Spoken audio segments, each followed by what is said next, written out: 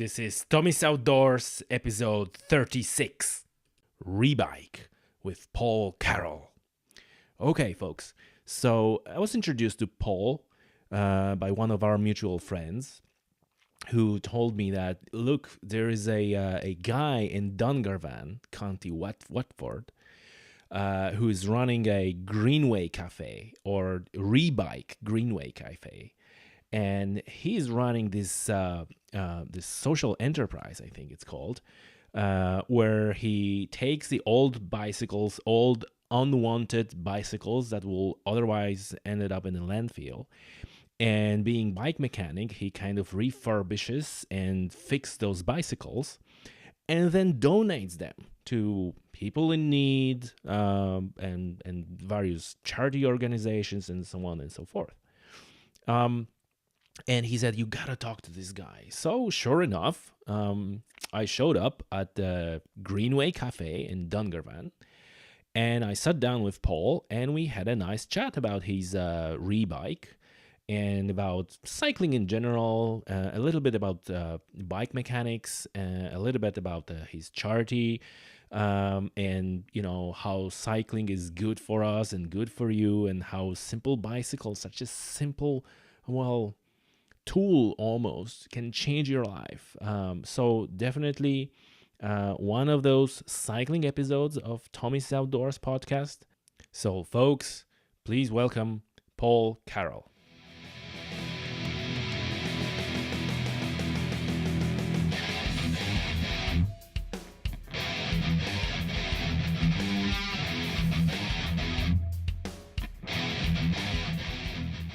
Okay, so we are in a lovely town, Dungarvan, in a place called Greenway Cafe. Yeah. We already featured Watford Greenway, in I believe it was in episode 10 of the podcast. So our listeners are more or less familiar, our long-time listeners are more or less familiar with what Watford Greenway is. And listen, we just got in touch through my friend Kuba, who said, like, yes, there's a great cafe, and like you should record a podcast with these people. So with me today, Paul, how are you? Not too bad at all. And I just walked in and I see bicycles on the walls. One classic Bianchi, like a neo vintage, Neo retro. So it's like a classical frame and a down tube shifters and the classic Bianchi collar, but a carbon fiber chain rings and the Ultegra group set on it, and like it's just awesome. So Paul, welcome to the show. Why don't you introduce yourself and the place to our listeners? Okay, thanks, Tommy. Well, Paul Carroll is my name. We are sitting in the Rebike Greenway Cafe. We are Watford Greenway's only social enterprise cafe currently, and what we are doing is we are trying to support both local employment, provide a kind of a community hub for this area of Abbeyside, which is this side of the river in the town of Dungarvan, and also to sustainably fund on an ongoing basis the work of Rebike. Yes. So Rebike is a project I started about 4 years ago, part-time, just in my spare time, where I would take in unwanted bikes, fix them up, and just pass them on to people free of charge, whether it be schools, community groups, families who might be able to afford a bike for a child, things like that. Okay, so just take a step back. So you're running this cafe. Yeah. As a regular business cafe. Yes. Yeah. And on your part-time, on the side, you decided to do these things. So initially they were kind of separate. Well, I was doing the bikes first. I've done the bikes for the last 4 years. Okay. And at this stage, I've recycled somewhere over 600 bikes. So with the success of the Greenway, I was trying to look at a way that we could officially fund the bike recycling. Because, as you know, bike parts cost money. Yeah. And as I was doing it, it was more or less, as some people have described it, a hobby that got way out of hand. Yeah. You know, so it's the best type. Yes, exactly. So it has grown into a business at this stage, a social enterprise. So the bike recycling was an idea I had back in October 2014. Driving home saw a perfect child's bicycle left out by the neighbours beside their bin. And I thought, oh, surely a child somewhere would love that bike. Their kid had just grown out of it. Yeah. So asked them, could I have it? They said, take it away. And that was the start of it. Right. So I launched a Facebook page, Rebike Ireland. And within 2 weeks, I think I had about 30 or 40 bikes at the side of the house. Now, people just said, we don't want them anymore. The kids have grown out of them, or I've bought a new bike to, take it away. So you were into cycling before that, obviously. You were into bicycle mechanic. Yeah, stuff. I've been cycling since my teens. I was one of the founding members of Cumra Cycling Club here in County Waterford. Okay. It's based in Waterford City. Did a little bit of underage racing in my teens. Had a knock off the bike, then I got involved in a road accident and kind of lost my confidence for cycling on the road for a long time. How old were you there? I was 17 at the time. Oh, okay. So a long time ago. But always fixed my own bikes from then. That's the thing. That's the thing. Always worked on my own bikes. Did you go into fixing bikes because you liked it, or like what was the? I loved it. I come from a long line of auto mechanics in the family, so got it. It's natural for us to have a spanner in our hands. Yes, I got that, and you know what? Like I got into enjoying repairing bikes and fixing my bikes and upgrading bike. It was like a different route for me. That's it. I bought a bike and I wanted done something, and I put my hands up. I was the guy just like, do it for me. I just want to ride my bike. Yeah. But the point was they never could get it right like I wanted to. Yes. There was always something. Yeah. I was like, why can't you put a little bit heart into that? Like clearly it's not. And after it was like a one incident, I think it was like not.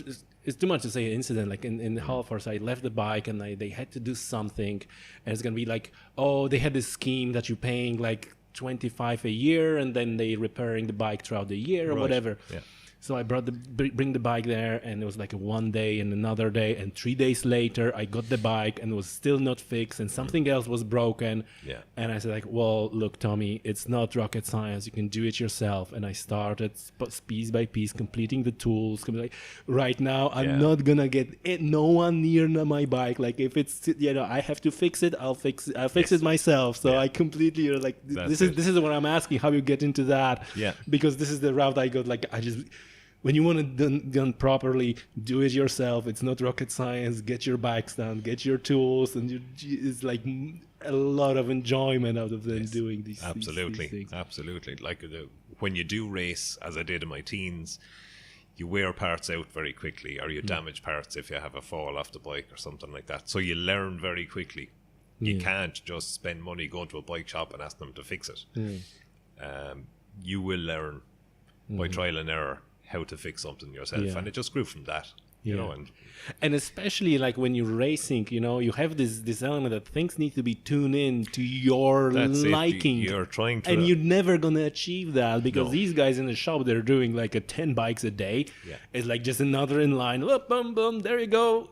Off you go. It's like, oh no, it's not like it's not possible. Yes, that's it. You can fix a bike to the specification that the manufacturer wants, but someone might want something slightly different tuned on their own bike, the feel of the brakes or what tire pressures they run or whatever. Exactly. Right. But so you're the guy who know how to race the bikes and you know how to repair the bike. Well, I wouldn't say I know how to race bikes. At that point, right? At that point, at that point, you're racing, you're repairing the bikes, and so this is so then. So it just grew from there. I started to repair friends' bikes. People were knocking at the door, neighbours asking me to fix their kids' bikes, and it just snowballed from there. So by trial and error, you learn how to fix bikes. That's it. As and you but you never had like a bike repair shop or anything like that. No. I did work in the last couple of years in one of the bigger bike shops here in Waterford City, Altitude. Worked in the workshop there due to the upturn in business for them because of the success of the Greenway. Yes. Cycling has completely taken off in this area. So like everyone wants a bike for the Greenway. Yes. So just to keep up with that, the lads needed an extra mechanic just to help with bike assembly and bike repairs as they were coming in through the door. So you know, So let's go. So let's go back to the bike recycling. Recycling, yeah. So Rebike. Rebike.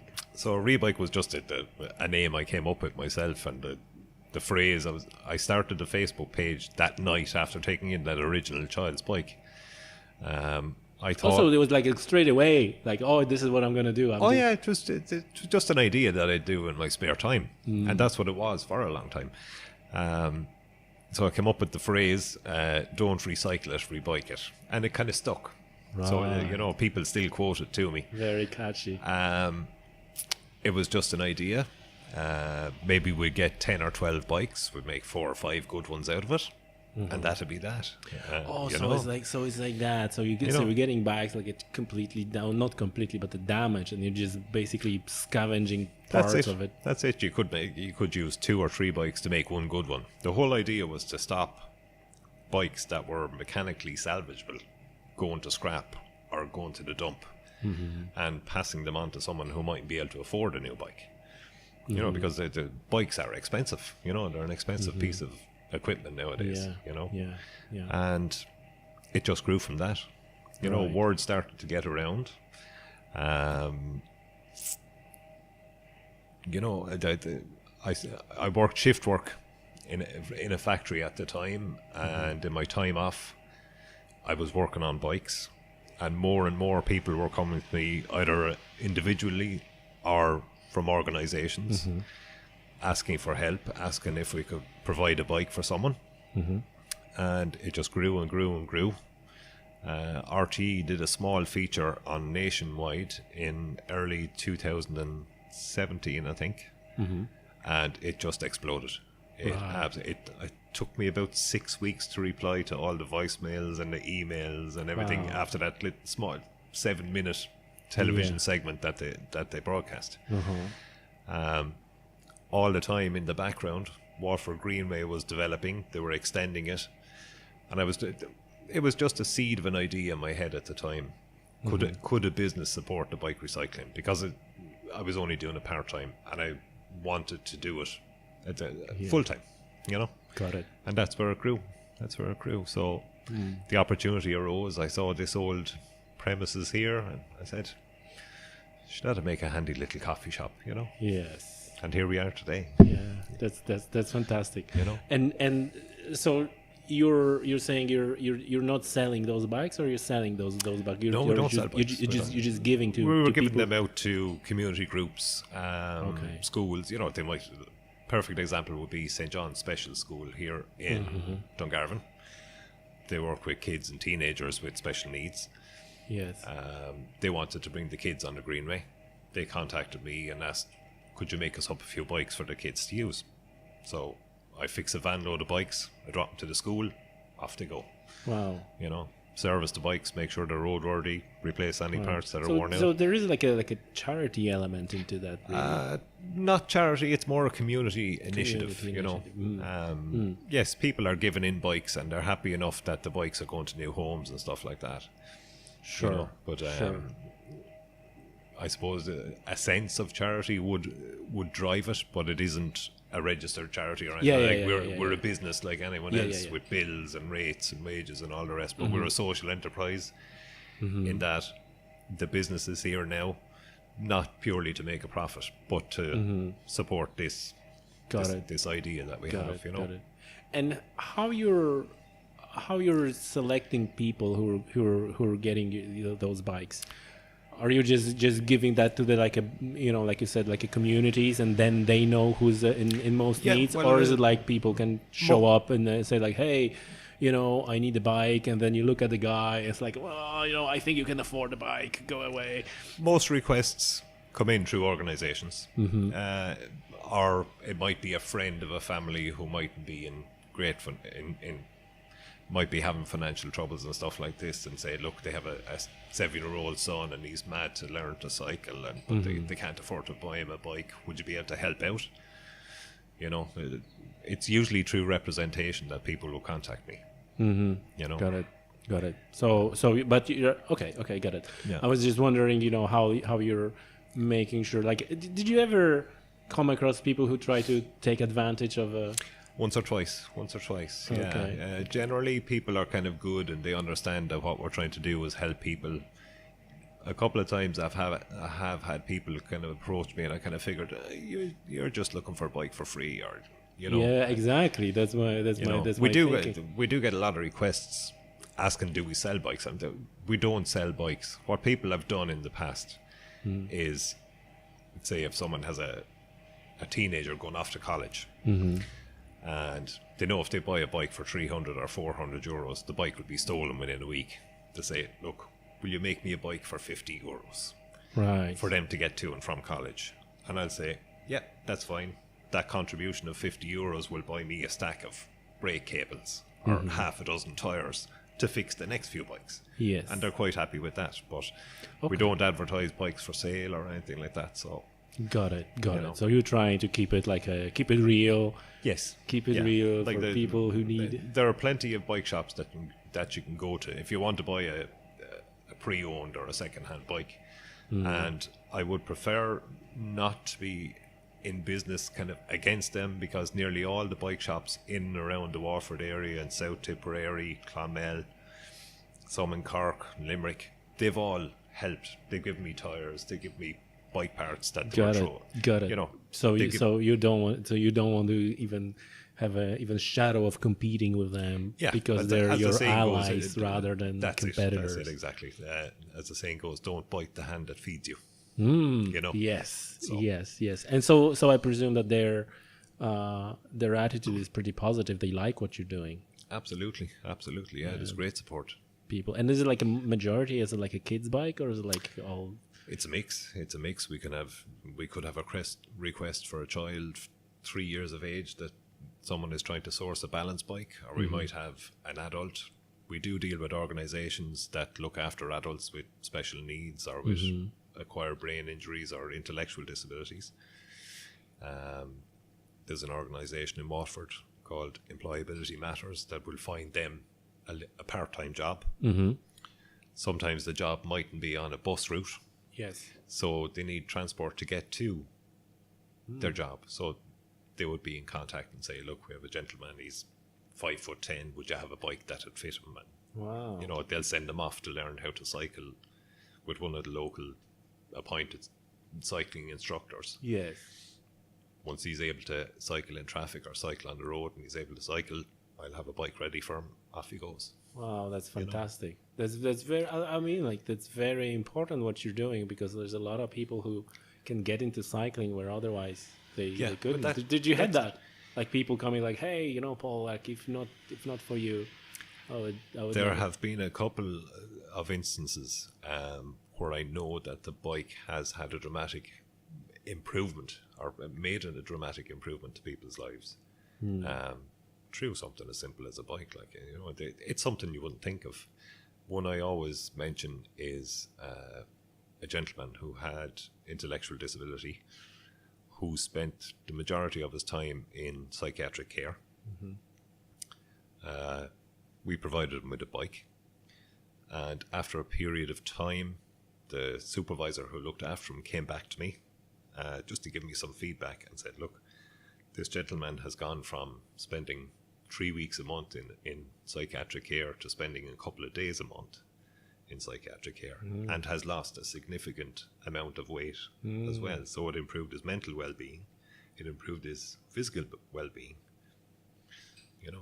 It's amazing. It keeps amazing me, because like these are the stories that are not unheard of. How such a simple device like a bicycle, that's it, how like the impact it has on people, and like not even like what you're saying obviously, but even like in Africa or in all these countries, you can you mean first commute horizons. And like you said, your physical ability, your mental ability, like you just it's amazing. It's just simple ideas, such a simple device, and that's it. It's awesome. And you're like fully in. And are you cycling yourself? Obviously, I cycle. Not on days like this, as I'm looking out the window at the rain here. But today is a really rotten day. I'm definitely a fair weather cyclist. Right. I tend to do a lot of cycling on the Greenway because I only live a few minutes from it. It's great because you're away from traffic. Yeah. You know, this time of year, I'll throw a set of lights at the bike and go off and do a couple of hours on the greenway at night. It's perfect. It's perfect. You know, We get into the greenway in a second because I wanna discuss, you know, like you mentioned, like the benefits for the whole area and for everything that the greenway brought. But I just wanna stay a little bit in the bike mechanics kind of part. Yeah. I wonder how do you and so there's a couple of things that I'm thinking. Like, first of all, not all the parts can fit. No. The bike. So you sure you had to develop a way of saying, like, okay, these components are more reusable than the other components that you can do it, right? Often, every bike I take in, I would assess and decide whether the whole bike can be saved or if it's just to be stripped for parts. Right. So if I'm going to dismantle a bike for parts, I have a box of derailleurs or a box of brakes, or I have a box of chain sets or a box of pedals to fall back on as stock when I'm repairing bikes. The rest of it then will go to a licensed metal recycler in the area to make sure that none of it is going to waste. Yes. So they deal with that. So then I just, as I said, when a request comes in, I might have a full bike that will suit someone, but I'll have a frame in the right size, and then I'll go through the stack of wheels. Okay, have I got 2 good wheels there? Chain set to suit, whatever, you know, and just build it from that. Yeah. You know. And what parts would you say in general are most reusable, most universal? Because like the reason I'm asking about is like I often, like, when I was learning to fix my own bike, I often run this like, well, this is like a, you know, the support bearing, but it's also, you know, 73 millimeters and your bike is 68 millimeters. It's like, you know, this specificity of various brands and so on. There are standards, there are standardized sizes for frames.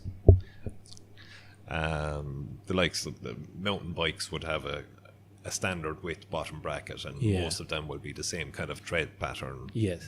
Road bikes or racing bikes would be a narrower shell bottom bracket. Yes. Things like that. Other stuff is interchangeable. Like you can turn a road bike or a racing bike into a hybrid very easily. Yes. Because they both take a 700C wheel. Yeah. You know? Yeah. So it's, you work with the materials you have, and it's trial and error what you've got that will fit to make a bike that's safe. So you don't see this as a big problem, because this was like, to be honest, this was the first thought I thought, like, you know, you have all these parts and like, is it like you have parts that came from, I don't know, trek bike, and now, you know, like I can only use those parts on another trek bike and no other bike, and you know, so you will run into roadblocks like that sometimes. Headsets would be the biggest thing because of differing head tube diameters. This is the information I'm fishing for. Like, what are the sometimes you can get specific headsets. Well, I won't say specific to that manufacturer, but there is a wide variety of headset types that you can get. So you're never going to have the one that you need. You know, always the case. You'll have a box of pieces of headsets saved, and guaranteed the one that you need for the bike that you're fixing isn't there, so it's down to the local bike shop and get a new set of bearings. And this is where the local bike shops come handy, because then you can ring them up and say, hey, I need a bearing for the headset for specialized whatever, and then they can. That's it, exactly. And they're very supportive. They'll provide me with parts at cost price as well, you know, which makes a big difference. You know. But overall, you don't seem like this is a big issue for you. No. And are you doing like trying to adopt the parts? Like, you know, that part doesn't really fit, but you kind of, you know, rethread the head tube or whatever just to use it. I wouldn't go into that kind of frame adjustments and stuff like that. And, you know, you're taking the bike away from standard, which will make it more difficult to maintain. Right. If you know what I mean. I got it. Now, because now then you would make it like a custom bike for a Rebike custom bike. Yeah, that's it. And if you ever needed to repair a bike for someone, then you're down to, okay, what do they do? Like these business models, like these Korean manufacturers, you sell the car cheap, but you charge a mountain for the service. It's like, you give the bike for free, but now you can service that bike, and that's gonna cost you. No, I think that would be kind of unfair. Yeah, obviously. Okay, so there's so you're not going into any customizations of the bikes or anything like that. No, I do a bit of bike restoration myself, and there's enough customization in that. Like the Bianchi we looked at on the wall earlier. It's awesome. I took a photo. We're gonna put it in the show notes. So that photo is awesome. Yeah, that's a style that has gotten very popular in the last few years. This neo retro, where you use the original steel racing frame from the 70s or 80s or 90s or whatever, but you fit them out with modern parts. So you've got the nice compliance and the lovely ride feel of the steel frame. They're very comfortable bikes to ride, but they were performance bikes in their day. But you fit the modern parts because you got better quality brakes, dual pivot brakes, things like that, and you've got more accurate gear shifters, all that kind of thing. Yes, so it's the best of both worlds. Right. So this is as far as you go with it. No, because you mentioned a people with some sort of a physical disability. So I was wondering whether you go into stuff like doing a trike bike for someone who cannot hold the balance or anything like that.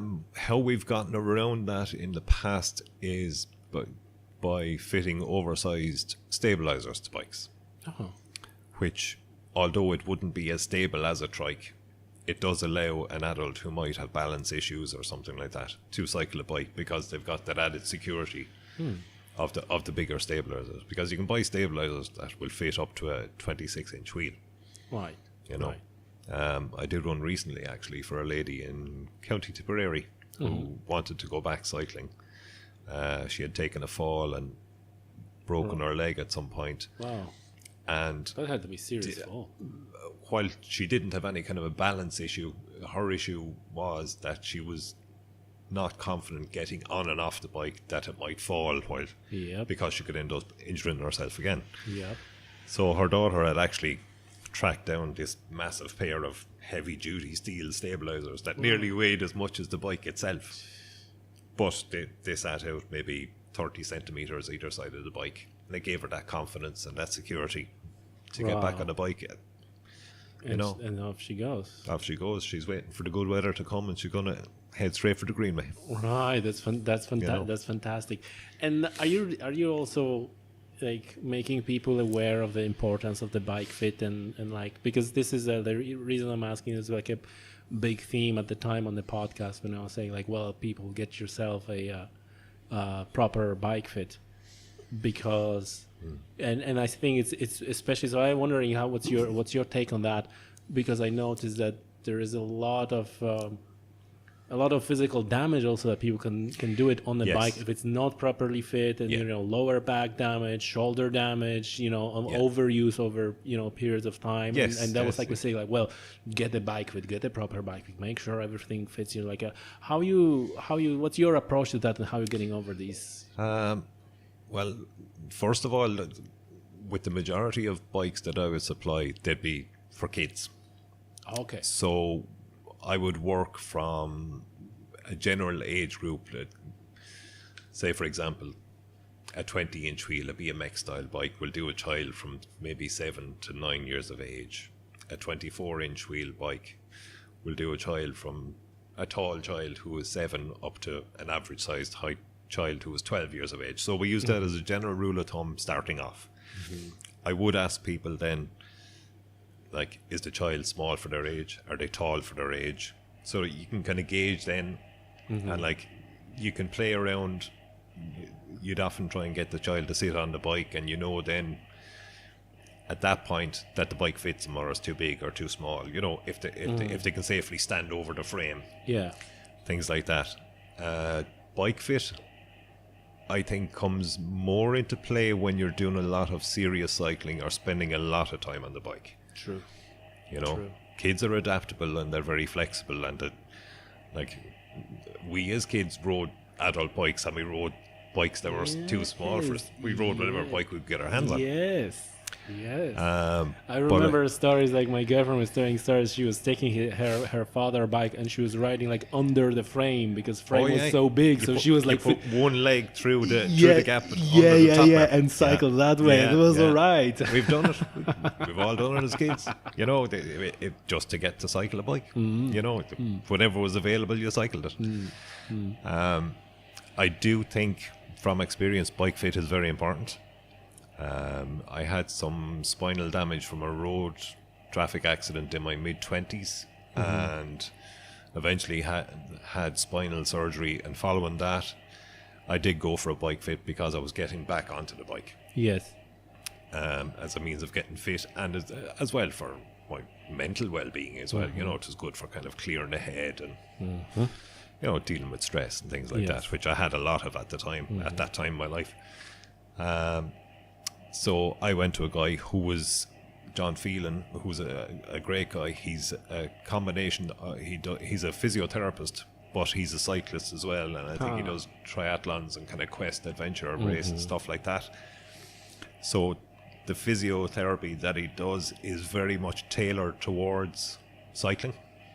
Oh. So it's the best of both worlds. Where is he based? He's based in, I think he's from, I could be wrong now, if he ever listens to this, John, don't kill me. I think he's from Dungarvan originally, but he's based up in the Cork area. Okay. But he's a good guy. He's a good guy, you know. How to find him again? For our listeners? He's called the Bike Fit Physio. Bike Fit Physio. Yeah. Very good. Good to know. Good to know. But might be someone to talk to in the future, Absolutely. you know. Because of what he does, you know. Yeah.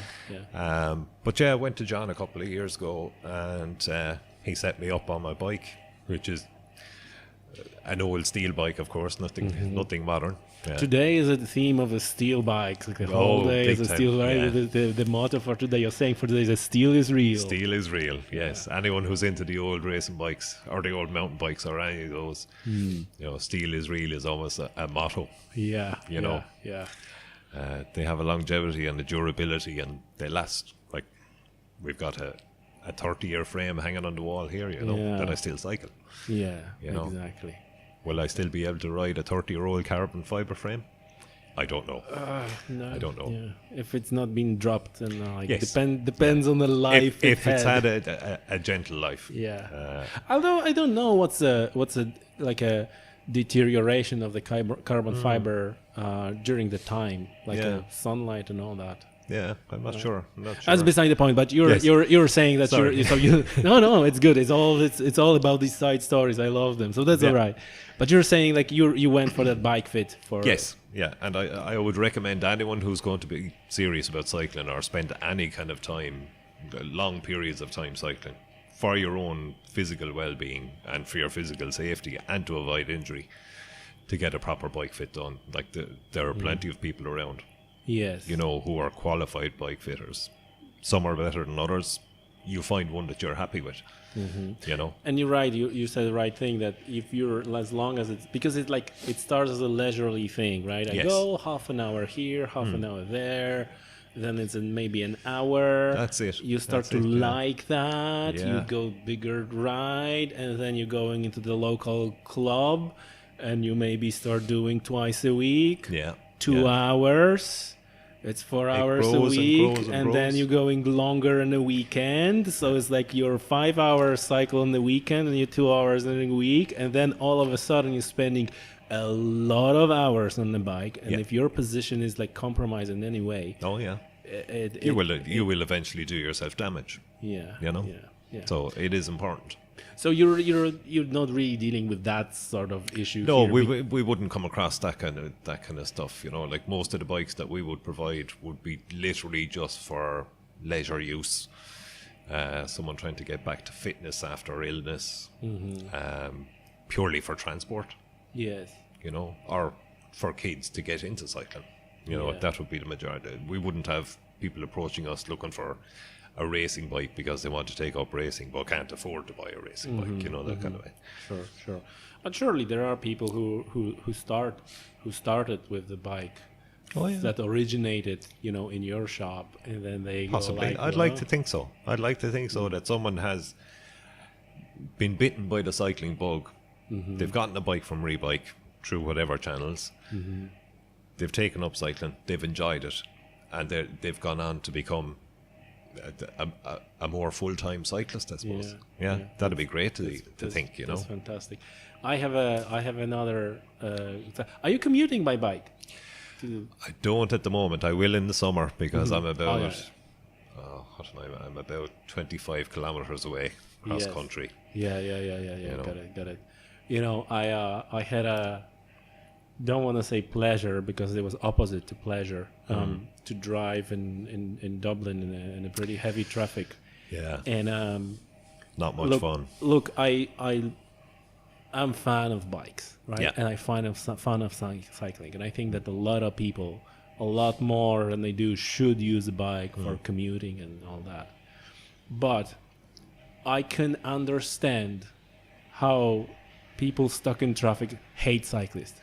I can and this is mainly due to the insufficient infrastructure. Yes. Yeah. Right? Yeah. You're standing like a mirror to mirror in the traffic, and you have the cyclist like zooming past you and cutting across. It's like, ouch! Yeah. Right? Yeah, there is an awful lot, and a lot will need to be done before that kind of them and us attitude between cyclists and motorists changes. Yeah. Investment in infrastructure is a big thing, which will improve safety for cyclists, first and foremost. Yes. Improved education for cyclists on adhering to the rules of the road. Mightn't go astray, and I could be crucified for saying that as a cyclist, but let's call a spade a spade. A lot of people kind of flaunt red lights and pedestrian crossings and stuff like that. I can attest that. I know that sometimes on the group ride on the local cycling club, sometimes the stuff that I see is like, whoa! Yeah. How can you give out about drivers after what you've just done? Would you do that in your car? You know, Yes. you have to ask that question. Yeah. You know, because most cyclists will be motorists as well at some point during the week, you know. Absolutely. People who cycle for leisure will drive a car or a van or a truck or whatever for work. Or, you know? Yeah. So, and you're hit the nail on the head here with the education. I think that also education for drivers. Yeah. And then again, like there's so many. The subject is so vast. You know, there's a lot of obviously talk right now on the social media on, you know, blocking the cycle lanes, cycle routes. Yeah. But then on the other hand, I myself was for probably 2 years was parking up on the. I was dropping somebody and I was parking up on the cycling lane. I didn't even know it's a cycling lane. Yeah. It just looked to me like a place for parking. Yes. Just a space at the side of the street. Just a space dedicated so someone can park the car. Yeah. Right. Yeah. And then a lot of people were doing the same thing. So I was doing that for like a period of 2 years maybe, because of the stuff and commitments and whatever. Yeah. And then I noticed the photos on social media, people giving out about the motorists parking there, photographing cars. I was like, ooh, I actually recognize that part. Yes. And then I started thinking, it's like I wasn't even aware. No. I'm just wondering, like, how many of these motorists are not even aware that this is a bike lane, cycle path, or whatever you call it, and you shouldn't be like. So this is kind of important. That very much so. This education, so. Like, you know, but it's getting better, right? It is improving, and more people are commuting for work in big urban areas. I often admire the thousands who get on their bikes every morning in Dublin. I spent a few weeks in Dublin a couple of years back when I was doing my official accreditation as a bike mechanic. And I was staying with friends, and I had considered using my bike for the 5 kilometre cycle to where we were doing the training. And then when I saw the levels of traffic every morning, I said, no, I'll get the bus, it's safer. There's like I don't know when it started in Dublin. Is it? I think it was like nothing, and at some point there was like all of a sudden cyclists everywhere. Yeah, it became popular. People realised the benefits. And know? the same for in other cities in Europe, like even the city where I come from Yeah. in Poland, in Łódź, it was like nothing, and then all of a sudden when I'm going It now, just took it's like off. it's like plenty of cyclists everywhere. And Globally, there's been a massive growth in cycling in the last couple of decades. it's good. It's You know, it's fantastic. That's fantastic, man. You know? And but you know what? I noticed that like you said, there's this education element that is missing Yeah. here That's because it. like what I was gonna say is like that first time after like cycling really took off in Dublin, we were driving for the conference, and I remember looking at it and saying like that this is not good, like No. this is not good. And the next thing I see is a police car.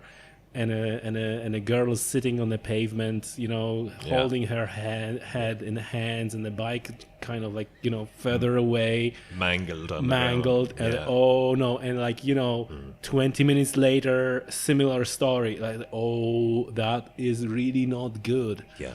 So it's, I think, unfortunate element is that this is going to. It's not helping cyclists. It's not helping the motorists, because then again, I could see the motorist side of the story. It's like, what you doing here? I'm driving these 2 tons of steel, and I'm not always see what you do. Yeah, I don't have 360 degrees of vision. You know, and you're cutting behind me, or inside me, or in front of me. You know. Yeah. You know. What's the solution, would you think? I don't think there's any easy solution. As you said, education on both sides is a big thing. I think what some countries and cities have done on the continent, where they separate the cyclists from the motor traffic, that can only be a good thing. Yeah. But this is huge investment into infrastructure. Massive investment. It would require massive hundreds of millions, if not more. You know, probably education is the biggest thing at the moment, because that tolerance needs to grow. Yes. Between motorists and cyclists, and vice versa. You know, cyclists need to remember that these people are sitting in their car or van or truck, whatever. And someone may open the door. Don't pass them. Just don't zip through them, because they may just open the door just when you pass it. There's a certain element, I suppose, of smugness with cyclists, that they can zip through traffic and wind through traffic, things like that. Whereas a motorist could be stuck in a line of traffic for an hour, trying to travel the same distance, you know, in urban areas. And it's not always. There's no easy fix. Yeah, and There's it's not always. Not everybody with the greatest, you know, will can cycle. No. Right? If you need to show up for your, you know, important meeting in a suit. Yes. You can't arrive soaking wet and Yeah, covered in mud from the road. you're not going to cycle. And you know, the other thing is like elderly people.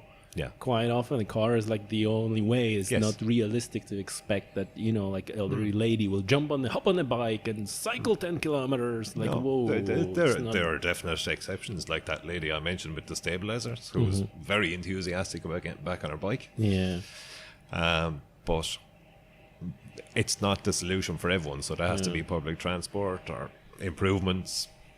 Yeah. You know, there are so many facets to it. Yes. It's not an easy thing to fix. You know. Yeah. These are most rewarding things to fix, though. Oh yeah. Well, look at the massive improvement in people's health. Yes. And in fairness, Paul, you're fixing these. You're just putting your little part into fixing I'm this. doing a little bit. I'm trying to help. I think it's a lot. I think actually it's not a little bit. It's a lot. Listen, I just want to talk a little bit now about the Watford Greenway, and especially, you know, the area where I live. I live in Kerry. There's a just recently approved the way to build the plans to build a greenway from village Feenet to Tralee. Yeah. And so a lot of people are happy. A lot of people are not happy, believe it or not, about that. But seeing like in Watford, like a tremendous growth that everything that is around the greenway that happened. Can you speak about this a little bit? Absolutely. I would be one of Watford Greenway's biggest fans. I don't know if I should say it, but I used to climb over the fences and walk bits of it when it was still being built, you know, or cycle it on a mountain bike with my son. It has, a friend of mine, Johnny Brunnock, who works for Waterford Council, said in the early days, before it was finished, he said, this will be a game changer. Yeah. And he was right. He was right. The change it has made to the local economy in any area that the Greenway comes close to, you know, Waterford City, Kilmeaden Village, Kilmacthomas particularly, which is the midpoint of the Greenway, is almost, and Dungarvan here especially. I looked at it all this summer. We opened this cafe in early September, but I was up and down most days when I had free time, just working on painting or a bit of carpentry or whatever I was doing on any particular day. When I saw the crowds around coming to use the Greenway, every second car had a bike rack on it. You know, it was like the harbour below us there was like a tourist resort. There wasn't sitting room on the grass at the side of the Greenway. There was so many people around. You know, and it has had a knock-on effect. All those people leaving money for in the local businesses. They're spending money in the local economy, in cafes, in shops, in hotels, in restaurants. You know, Fantastic. How long is the Greenway? How long is the Greenway? The entire Greenway is 46 kilometres from here in Walton Park, which is only a couple of 100 metres from us, down to the Quays in Waterford City. So it's 46 kilometres. Okay. So we can get your 90-kilometer cycle easily going back and forth Greenway, and absolutely it's isolated from the cars. And it's like, is it crowded? Very busy at peak times in the summer. But you can't really like a cycle. Like how fast can you do? Is like not really good idea. No, and you have to bear in mind that it's a mixed use amenity. So you'll have people walking dogs, you'll have people pushing prams, you'll have kids walking, you'll have kids cycling at a slower speed. So probably not suitable if you're trying to set any time trial records. But if you want a nice leisurely cycle and want to see a bit of this beautiful county, it's good. You know, plan it out, make a day out of it. Cycle from one end to the next, maybe have a couple of stops on the way, you know, have something to eat, cup of coffee or whatever. Do the same on the way back. Unless you do it in an off-peak time. Very popular with cyclists, say early morning or late in the evening when the crowds have died down. Yes. You know. And were there any like a negative feedback about the Greenway? Because obviously when you mention like plenty of people, there's no free space now, and everybody's like all stuff. That's it. Was there any pushback? It was almost a victim of its own success when it opened. I think the figures quoted originally was they planned that probably 100 to 120,000 people a year would use it. Yes. In the first 9 months, they had 243,000 people on it, thereabouts. How they get that number? The council was keeping tabs on. They were but you don't have to register and buy a ticket or anything. No, it's absolutely free. You just go in and cycle whenever you want. They were just measuring head count, you know. Okay, that's why I'm asking how they come up with the number. Yeah. No, there's no charge to use it. There's no charge in any of the Greenway specific car parks along its length. Oh. You know, it's to encourage people to use it. And there's car parks probably every 10 kilometres. Wow. Which were built as a part of the Greenway. Part of the infrastructure to support the Greenway. That's great. You know. That's a great. Okay, so we were saying like, where have you heard any like a negative, like a people who saying like, oh damn Greenway, it was like a nice and quiet, and now look at all those cars. There has been a bit of it, say in urban areas like this, where it can get a bit congested at peak times. You know, like Dungarvan, Kilmacthomas, where you would have a lot of people arriving together at peak time, say from 9:30 on a summer's morning during the school holidays. Right. You've suddenly got hundreds of extra cars in the area. You know, so trying to find a parking space could be a problem, things like that. Right. Other than that, the general consensus, I would say 90% of the people I've ever heard from who spoke about the Greenway, it's all been positive because of the difference it has made to the economy. It has not only has it created jobs, but it has opened new businesses. Yes. support it. Like there are bike hire companies now. But Yes, even if you're driving in here, you can see bike hire, Oh, like yeah, yeah. every corner almost. Like that's it's it. a lot of these. There's operators here in Dungarvan and Kilmac Thomas and in Watford City, and these guys would have 200, 300, 400 bike fleets. You know, That absolutely wouldn't be possible without the Greenway. and they were running out of bikes on some days. You know, Wow. Wow. So You know, not then- only you can get your own bike, but you can, you know, Oh, yeah. if you're concerned about driving with a bike on the Yeah. rack, just come in. just come along and you hire whatever it is. I'm not sure, €20 for the day, and take your bike away and off you go. You know, drop it back. Have you thought about like using your Rebikes for that purpose? The recycled bikes? Yeah, No, yeah. no, I wouldn't. We do plan to do bike hire here next year at the cafe, Aha. but we won't have a large fleet. We'll maybe have 20 or 30 bikes here. So if we do get a customer in, You start small, Paul. You start small. well, we'll keep it small. We're not here for global domination or to make billions. The bottom line here is raising funds to recycle bikes to help people to get them cycling. Okay, so your plan That's is the like bottom to get the money you get from the hiring bikes, invested back into the fixing the Absolutely, the bikes. absolutely. Oh wow, that's You know, that's it's to fantastic. make the bike recycling sustainable for the future. I'm so passionate about it. Like I said, it's an idea I had that grew. I wanted to continue, Yes, you know, and this is my means of doing it. that's, You know? it's it's you know, like I'm really speechless about how great that idea is, and that you're not really, like you said, you're not really looking to make money out of that. It's like pure for the That's it. like really investing into cycling, like Yeah, for the that's it. for making it more popular and Yeah. get more people. That's the bottom line. Getting people on bikes. That's Right, it. That's right. the bottom line for me. Of course, as a business, we have to make money. You know, we will have bills to pay. We have suppliers to pay. We have rates, rent, electricity, all that kind of stuff. That all has to be paid for. So the company does have to be a viable company. It can't just be, you know, a dream. Yes. You know. Yeah. But we have to run it as a business, and we have to run it successfully as a business. But the bottom line is we're trying to support this this idea that we have. And do you think it's like your idea? Was it related in any way to Greenway? Like, or is it like development of a Greenway kind of helped you in any way? Greenway definitely helped because I saw a lot more requests coming in for bikes when the Greenway was being built or Right. nearing completion. When more and more people, the Greenway opened in sections. So as people could start to use parts of it, we were getting requests from groups like the St. John's Special School over. They wanted bikes specifically to bring teenagers on the Greenway, Yeah. somewhere where these kids could cycle safely Yes. away from traffic.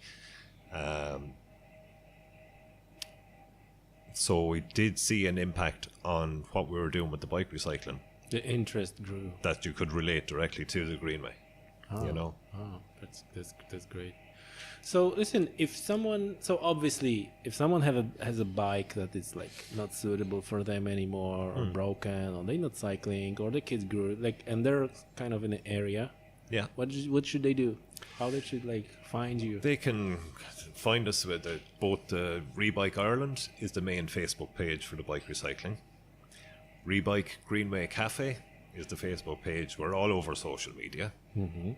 For the cafe here, people have come here and dropped in bikes for recycling, and we're happy to take them. I'm in the workshop, which is in Waterford, at different times of the week, so it's kind of hard to kind of align that with when people want to drop bikes. So Yeah. sometimes we'll run a collection service if they're in the local area. Oh, okay. I do have a lot of friends in the old Volkswagen community. Got it. That's a past hobby of mine, restoring Volkswagen Golfs and stuff like that. And I Oh, subsequently that's awesome. Why don't you only mention that now? That could be the next thing. That's a Volkswagen there, like a carving, like it's now it has so much more meaning. Yes, yeah. Well, my roots are in restoring old Volkswagens. You mentioned that actually your car mechanics, your family being car That's it. My father and all his brothers were mechanics, Wow. or metal fabricators, or welders, or Yes. spray painters. Yes. So it's in the blood. Got it. So you have a whole network almost of people. That's it. You can drop That's the it. bike. So and now, if someone is listening to that podcast, because obviously we have listeners in America and all over the world. Yeah. And someone says like, well, that's a good idea. I have this broken or unused bike. But that doesn't matter. Like, what would you advise? What would be your advice to that person? So there's a person like, I don't know, in Poland or in Germany, and say like, well, I have these 3 bikes that kids, they're too small for them, and my old bike that, I have my carbon fiber, best in breed bike, but I have this steel or aluminum bike, and what would be your advice to those people? My first piece of advice would be, don't put it in the bin. Don't scrap it. Surely someone somewhere can use that bike again for benefit. Yeah. Like there are bike recycling initiatives all over the world. Okay. So it just takes a bit of detective work on Google will find it for you. Yeah. Check the net before you put it in a skip with the rubbish. Check, is there anyone locally who can fix up a bike? There might be a local bike mechanic in a bike shop that can fix it and pass it on to a school or to a family that want a bike for a child. Or start one. Start a bike recycling service. If you're able to fix bikes, why not do a couple of bikes a week and just pass them on to a local kids group or And something? are there bikes that are like beyond repair or beyond fixing? Like, is there anything, or is it like always some? All too often, if there is frame damage, that is the biggest thing. Everything else can be repaired or replaced. Yes. Most components can be repaired or replaced. If you've got structural damage to a frame, from a safety point of view, at the end of the day, you have to stand over any bike that you repair that it is in roadworthy condition and that it is 100% safe for someone to use, even if you're giving it to them for free. Yeah. So that kind of thing would rule it out. That would mean the bike becomes a parts donor. Yes. So that's my point. Even in a case like that, that at least parts of this bike can be reused. That's it. Your cables. Cables probably not the best example, but shifters, and saddle, brake, pedals, levers, handlebar grips, whole handlebar assemblies with the shifters and the brakes on them. You can transfer them from one bike to another. Yeah. Yeah. Funnily, we have received a couple of kids' bikes over the last few years that Mum or Dad have reversed over in the driveway. So, kids, it happens. Kids, don't leave your bike on the ground behind your parents' car. That's my advice. Because it may become a donor. Because it comes in like a piece of modern art sculpture to me.